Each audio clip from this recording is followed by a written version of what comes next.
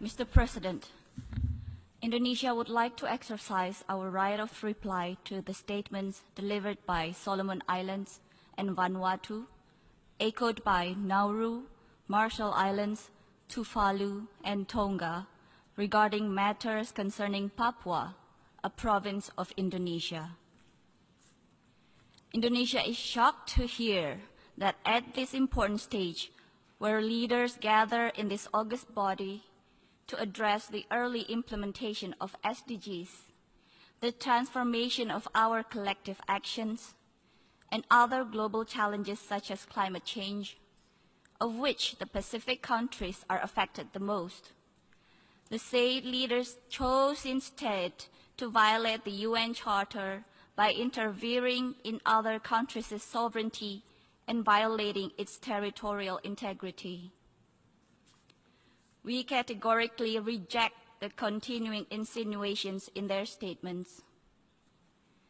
They clearly reflect an unfortunate lack of understanding of the history, current situation, and progressive developments in Indonesia, including in the provinces of Papua and West Papua, and also an unfriendly and rhetoric political maneuver.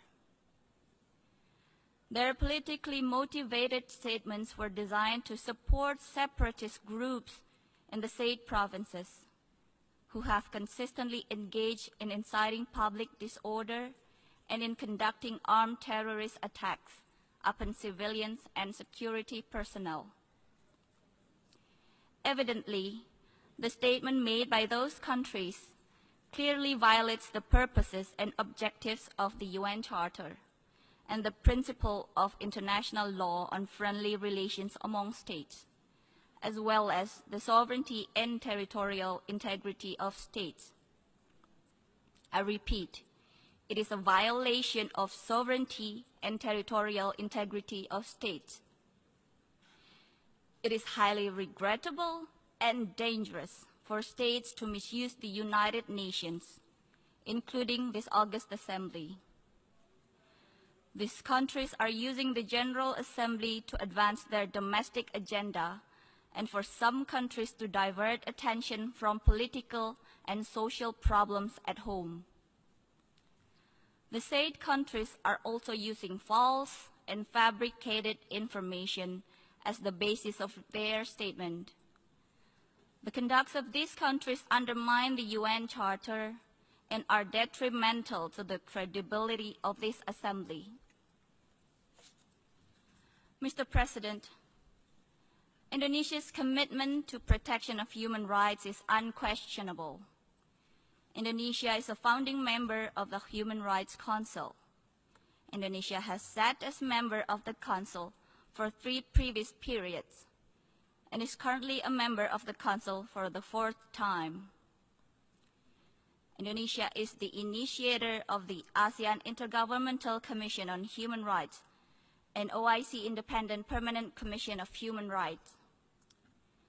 Indonesia has ratified 8 out of 9 core international human rights instruments, all incorporated into our national legal system. In compared, 4 by Solomon Islands and 5 by Vanuatu. Indonesia is among few countries who have a continued national action plan on human rights and currently is on its 4th generation of the plan from 2015 to 2019. Indonesia has an active and robust National Commission on Human Rights since 1993, vibrant civil society and free media. Indonesia is also a country with full-fledged democracy in function. With such a vibrant national democracy, coupled with the highest commitment to the promotion and protection of human rights at all levels, it would be nearly impossible for any human rights allegations to go unnoticed and unscrutinized. Mr. President, we reaffirm that there are domestic mechanisms in place at the national level in Indonesia, as well as at the provincial level in Papua and West Papua. For our part, Indonesia will continue to give appropriate focus to the development of Papua and West Papua provinces, and to the best interest of all. In conclusion, Mr. President, we have a saying in our Asia-Pacific region: when one points the index finger to others, the thumb finger automatically points to one's own face. I thank you.